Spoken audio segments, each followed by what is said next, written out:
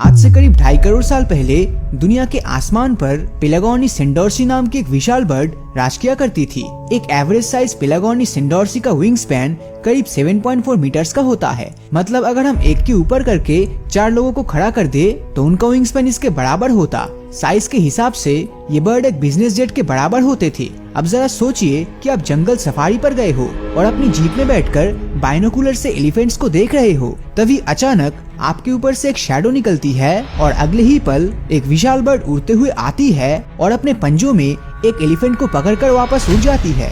उस बर्ड की मूवमेंट इतनी तेज थी कि उससे आपकी जीप पूरी तरह से हिल जाती है। अब अपने आप को संभालिए और जरा सोचिए कि अगर आप एक ऐसी दुनिया में जी रहे होते जहां बर्ड्स एरोप्लेन के साइज की होती तो कैसा होता। आज की वीडियो में हम आपको यही बताने वाले हैं। साउथ अमेरिका में पाई जाने वाली एंडियन कॉन्डोर आज दुनिया की सबसे विशाल बर्ड में गिनी जाती है। इसका विंग स्पैन करीब 3 मीटर्स का होता है। अगर ये बर्ड किसी प्लेन के साइज की होती तो ये हमें काफी नुकसान पहुंचा सकती थी। मतलब अगर ये जमीन पर लैंडिंग करने की कोशिश करती तो ये किसी गाँव को आराम से डिस्ट्रॉय कर सकती थी। हालांकि जब एंडियन कॉन्डोर आएगा तो तब हमें सिर्फ इसके वजन से ही खतरा होगा, क्योंकि ये वल्चर की एक प्रजाति है और जिंदा एनिमल्स को कभी नहीं खाती।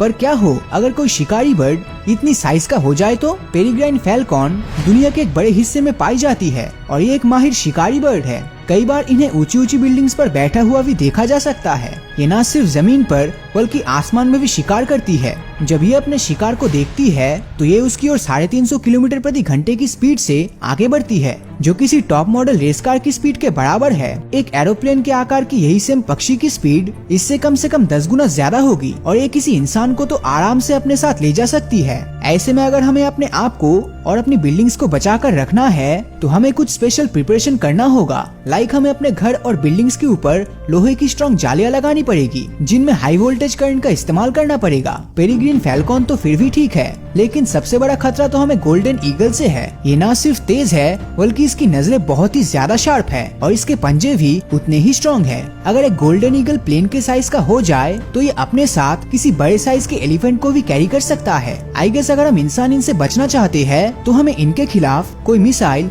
या सुपरसोनिक वेपन्स का इस्तेमाल करना होगा। वैसे क्या आपने कभी नॉर्दर्न गैनेट के बारे में सुना है? ये बर्ड हमेशा ओशन के ऊपर उड़ती रहती है और जैसे ही इसे ओशन की सरफेस पर कोई शिकार दिखता है तो ये तेजी से ओशन में डाइव लगाते हुए अपने शिकार को पकड़ लेती है। नॉर्मली ये कोई छोटी फिश होती है, लेकिन एक एरोप्लेन के साइज का नॉर्दर्न गैनेट छोटी फिश नहीं बल्कि शार्क तक का शिकार कर सकती है। दिन के समय तो इसी की वजह से ओशन में बोट या जहाज चलाना पॉसिबल नहीं हो पाएगा, क्योंकि इस टाइम बर्ड सबसे ज्यादा एक्टिव रहेगा। पर क्या रात के समय लाइफ नॉर्मल होगी? अगर हम अपने घर के अंदर है और कोई बर्ड हमारे घर को अटैक नहीं करती है तो शायद हम चैन की नींद सो पाएंगे। लेकिन आउल और नाइट हॉक जैसे बर्ड्स जो सिर्फ रात के समय शिकार करती है वो हमारे लिए बड़ा खतरा बन सकती है। सिंपल वर्ड्स में कहा जाए तो एरोप्लेन की साइज वाली बर्ड्स इस पूरे प्लेनेट पर कब्जा कर लेने वाली है और हम इंसानों को इनसे डरकर ही रहना होगा। पर जरा रुक जाइए, क्या हम इंसान इन्हें अपना दोस्त बना सकते हैं और इनसे अपना कुछ काम निकाल सकते हैं?